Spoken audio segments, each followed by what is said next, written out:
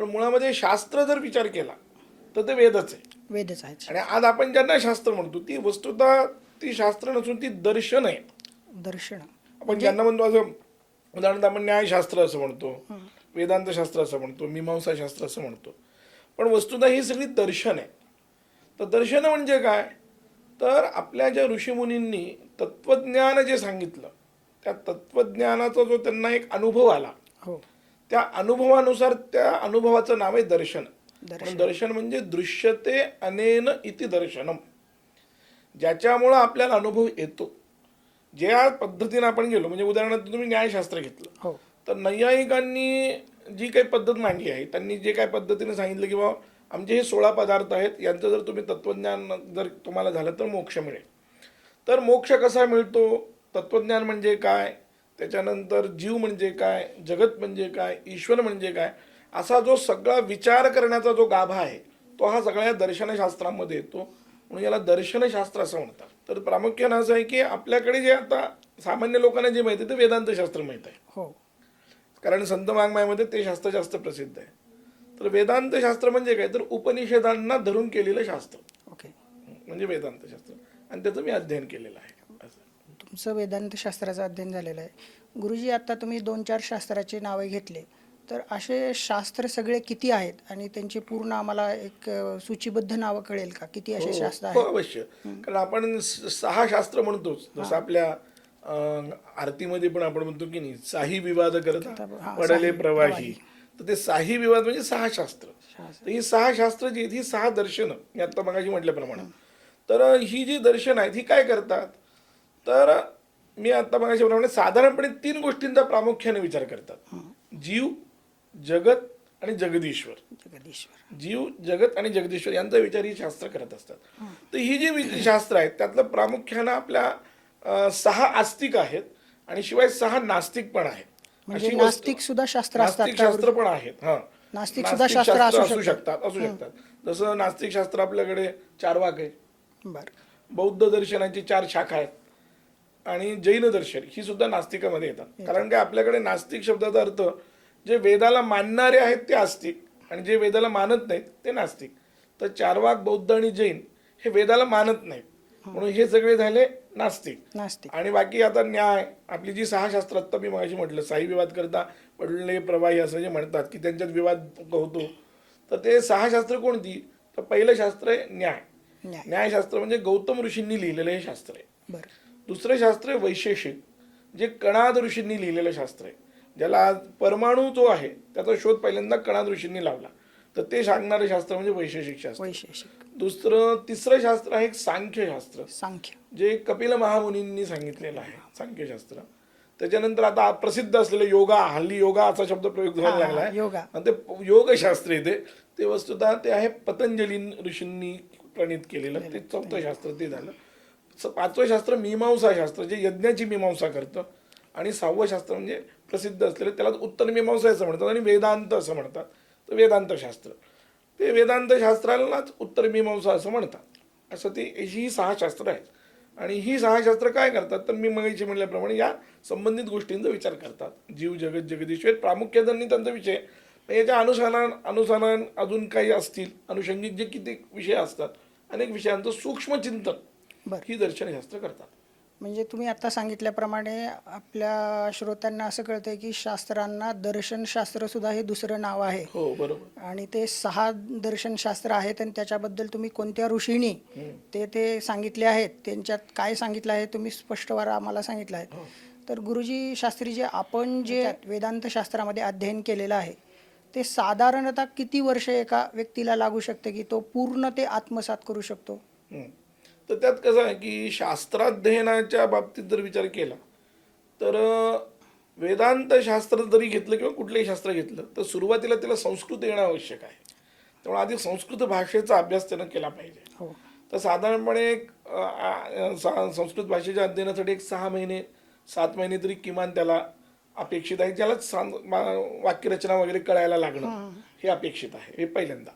दुसरं, त्याच्यानंतर काय आहे की तुम्ही कोणतेही शास्त्र शिकलं तरी त्या शास्त्राच्या आधी न्यायशास्त्र शिकणं आवश्यक आहे. हां, न्यायाचे काही ग्रंथ झाले पाहिजेत. कारण आपल्याकडे असं एक म्हण आहे की काणादम पाणिनीयंच सर्व शास्त्रोपकारकम. काणाद शास्त्र म्हणजे न्यायशास्त्र न्यायशास्त्र. आणि पाणिनियम म्हणजे व्याकरणशास्त्र. ही सगळ्या शास्त्रावर उपकार करणे आहेत. पण चिंतनाची जी पद्धत आहे ती न्यायशास्त्रानं खूप चांगल्या पद्धतीने आपल्याकडे घालून दिली. म्हणून तर्कसंग्रह वगैरे असे काही ग्रंथ आहेत की जे अत्यंत प्राथमिक स्वरूपात असलेले ग्रंथ आहेत. पण त्याच्यासाठी एक साधारणपणे 1-1.5 वर्ष ती जातात आणि त्याच्यानंतर एक 5 वर्ष तरी किमान वेदांताला लागतात. म्हणजे जर सामान्य बुद्धीचा विद्यार्थी आहे असं आपण गृहीत धरलं, 60-70% जो विद्यार्थी असेल त्याला 5 वर्षे लागतील. समजा याच्यापेक्षा फास्ट असेल तर तू 4 वर्षात करू शकेल असं आहे. मला ही उत्कंठा लागली गुरुजी की मला जाणून घ्यायचे की तुम्ही कितव्या वर्षापासून हे अध्ययन चालू केलं. तुम्ही कितव्या लहानपणी आता तुम्ही आमचं कितव्या काय, मी सुरुवातीला काय केलं असेल तर मी नांदेडला सुरुवातीला संस्कृत शिकलो. तर संस्कृतमध्ये मी साहित्य बरंचसं शिकलं. म्हणजे व्याकरण मी मगाशी म्हटल्याप्रमाणे लघुसिद्धांत कौमुदी, त्याच्यानंतर पंचमहाकाव्य, त्याच्यानंतर साहित्य दर्पण, काव्यप्रकाश, या सगळ्या ग्रंथांचं अध्ययन साधारणपणे मी 3-1 वर्ष मी नांदेडमध्ये केलं. म्हणजे तुम्ही शालेय शिक्षण सुद्धा घेत होतात गुरुजी का आधीच गुरुकुल नाही, पद्धतीने मी तुम्ही काय झालं, शिक्षण 5वी घेतलं? शिक्षण केलं आणि मग 5वी शिक्षण झाल्यानंतर मी याज्ञिक शिकायला साताऱ्याला गेलो. मग तिथं मी याज्ञिक शिकलो. म्हणजे गुरुकुलामध्येच तुम्ही गुरुकुलामध्ये म्हणजे शिकलो. शिक्षण हां. तुम्ही आणि मग त्याच्यानंतर मी नांदेडला आलो असं झालं. म्हणजे हे शास्त्राचं अध्ययन तुम्ही गुरुकुल पद्धतीने केले. गुरुकुल पद्धतीनं पारंपरिक पद्धतीनं केलं तरच उपयोग आहे. भले याला सर्टिफिकेट तुम्ही घेतलं म्हणजे कॉलेजमध्ये सुद्धा आता हल्ली विषय आहेत, जसं पुणे युनिव्हर्सिटीत वगैरे व्याकरण आहे, वेदांत आहे, न्याय आहे, मीमांसा आहे, पण ती ग्रीप येत नाही. जसं संगीत विषय घेणे, संगीत विषय MA झाला म्हणून त्याला गाता येतं असं होत नाही, आहे की नाही. का ते पारंपरिक पद्धतीनं गुरुजवळ बसून त्या पद्धतीनं ते शिकलं तर ती जशी त्याला ग्रीप येते, तसं शास्त्रांच्याही बाबतीत असं आहे की तुम्ही पारंपरिक पद्धतीने शिकल्याशिवाय ती ग्रीप येत नाही. मग मला एक असा अजून एक प्रश्न पडतोय गुरुजी की तुम्ही जे म्हणताय गुरुकुल पद्धत आणि सध्या युनिव्हर्सिटी कॉलेजमध्ये सुद्धा शास्त्रांचं अध्ययन होणं, पुन्हा मोठमोठ्या संस्कृत युनिव्हर्सिटी असणं, तिथं शास्त्र विषय शिकवणं, त्या पद्धतीमध्ये आणि गुरुकुल पद्धतीमध्ये तुम्हाला काय भेद जाणवतो? नाही, मोठा भेद आहे. मुळात काय आहे की आपल्याकडे गुरुकुल पद्धतीमध्ये काय आहे की ते जे शिकवतात तर एक ग्रंथ शिकल्यानंतर दुसरा ग्रंथ तुम्हाला कळायला लागतो. जसं आपण गणित आहे की नाही, एक गणित घेतलं, 1-2-3 गणित केले की मग आपल्याला त्या विद्यार्थ्याला त्या पद्धतीचं दुसरं गणित असं समजायला लागतं. याला आपल्याकडे व्युत्पत्ती असं म्हणतात. व्युत्पत्ती. तर ही व्युत्पत्ती करून देण्याची जी पद्धत आपल्याकडे पारंपरिक पद्धतीमध्ये आहे ती पद्धत कॉलेजमध्ये नाही आहे, युनिव्हर्सिटीमध्ये नाही आहे. त्यामुळं काय होतं की तिथं शिकले जरी ते तर त्यांना नोट्स पद्धतीनं माहीत असतं. त्यांना म्हणजे त्यांना जर विचारलं तर ते नोट्स पद्धतीने सांगतील. पण पांत पद्धतीनं अध्ययन ज्याला म्हणतात, गुरुकुलात एक याला आम्ही काय नाव दिलंय, पांत पद्धत. पांत पद्धत म्हणजे एखादी ओळ आहे तर त्या ओळीतला प्रत्येक शब्दाचं चिंतन करणं. का भाव घातला हा शब्द इथं, नसता घातला तर काय झालं असतं, काय दोष आला असता, घातल्यानं काय गुण आला, काय फायदा झाला, हे जे विचार आहे अशी विचारसरणी कॉलेजमध्ये होत नाही, कॉलेजमध्ये केल्या जात नाही. म्हणजे तुम्ही आता सांगितलेला तो शब्द फार महत्वाचा होता की गुरुकुलमध्ये केलेलं चिंतन ते शास्त्रोपयोगी भरपूर आहे. त्यानं शास्त्राची व्युत्पत्ती वाढते, त्यानं शास्त्राचं ज्ञान वाढतं असं होतं. म्हणजे उदाहरणार्थ आता तुम्हाला मी सांगतो, एक उदाहरण मी 5 मिनिटासाठी देऊ शकतो तुम्हाला की जसं तर्कसंग्रह नावाचा एक ग्रंथ आहे. तर्कसंग्रह हा अत्यंत प्राथमिक, म्हणजे कुठलाही शास्त्र शिकलेला माणूस तर्कसंग्रह शिकतो. तर तर्कसंग्रह हा ग्रंथ काय आहे तर त्याच्यात पृथ्वीचं लक्षण सांगितलं. काय म्हणले, तत्र गंधवती पृथ्वी. आता याचा कॉलेजमध्ये जर कोणी शिकवत असेल तर ते काय शिकवतील, याचा फक्त अर्थ सांगतील. ज्याच्या ठिकाणी गंध आहे त्याला पृथ्वी म्हणतात. कॉलेजमधलं शिक्षण इतकंच झालं. पण आम्ही परंपरेमध्ये असं शिकवत नाही. परंपरेमध्ये आम्ही आता गंधवतीचा आधी समास सांगतो. गंध हा अस्याम अस्ति इति गंधवती असा समास त्याला पुढून सांगतो. गंधवती हा शब्द कसा बनला इथून आम्ही सुरुवात करतो त्याला शिकवायला. म्हणजे त्या शब्दार्थाचं पूर्ण त्याला ज्ञान देतो. पुन्हा मग गंधवती म्हणल्यानंतर काय झालं, गंध वान झाली. मग गंध कोणावर आहे, पृथ्वीवर आहे. मग जो वर राहतो त्याची एक संज्ञा आहे, त्याला वेदांत न्यायामध्ये आधेय असं म्हणतात. जो खाली असतो, जसं आता मी आता या खुर्चीवर बसलोय, खुर्ची खाली आहे, मी खुर्चीवर आहे, तर खुर्ची झाली अधिकरण. तसं गंध कोणावर आहे, पृथ्वीवर. आम्ही विद्यार्थ्याला असं शिकवतो. आमचं किती 5 वर्षाचा जरी विद्यार्थी असला तरी त्याला हे लगेच लक्षात येतं की कोणावर गंध आहे, तो म्हणतो पृथ्वीवर गंध आहे. मग जो वर असतो त्याला म्हणायचं आधेय, जो खाली असतो त्याला म्हणायचं अधिकरण. मग आधेयावर आधेयता नावाचा धर्म येतो. ओके. अधिकरणावर अधिकरणता नावाचा धर्म येतो. बरं. आणि आधेयता आणि अधिकरणता हे एकमेकाला सांगत असतात. याला संस्कृतमध्ये निरूप्य निरूपक भाव असं म्हणतात. जसं उदाहरणार्थ आपण मराठीमध्ये ज्याला दोघांचा संबंध माहिती, म्हणजे वडील आणि मुलगा यांचा संबंध माहिती, एखाद्या कार्यक्रमात नुसतंच वडील गेले तर विचारतात की नाही, का हो तुमचा मुलगा काय करतोय, मुलगा आला नाही, मुलगा नाही आला. मुलगा मुलाला कसं काय माहित असेल तर तुमच्यासोबत नाही? मुलगाला विचारलं तर वडिलांना विचारतात, आहे की नाही. म्हणजे हे काय त्याला एकमेकाला समजून सांगतात की नाही. हे जसे एकमेकाशी संबंधित आहे तसं आधार आणि आधेयभाव एकमेकाला सांगत असतात. बरोबर. त्याला निरूपित असं म्हणतात. मग आम्ही काय सांगतो, गंधवती याचा अर्थ आम्ही असं करतो, गंधनिष्ठ आधेयता निरूपित अधिकरणताश्रय हा पृथ्वी, एवढा अर्थ केला आम्ही. आता हे कॉलेजमध्ये शिकवत नाही. कॉलेजमध्ये सहसा आधीचे नोट पुन्हा नोट्स येत राहतात नोट्स येतात आणि मग त्याच्या पुढे काय विवरण तेवढं सांगतात ते. आणि एक क्वेश्चन बँक बनलेली असते, बरोबर. तेवढंच त्यांना तेवढंच दिलेलं असतं, सांगायचं तेवढं असतं. शिक्षण तेवढं त्यांचं शिक्षण. झालेलं असतं. गंधवती पृथ्वी याचा नुसता अर्थ सांगणं चूक आहे असं नाही. ते शिकवतात ते चूक आहे असं नाही. पण जेवढं शिकवायला पाहिजे त्यातून जो एक सूक्ष्म अर्थ तुमच्या डोक्यात जायला पाहिजे, विद्यार्थ्याला जो कळायला पाहिजे तो कळत नाही.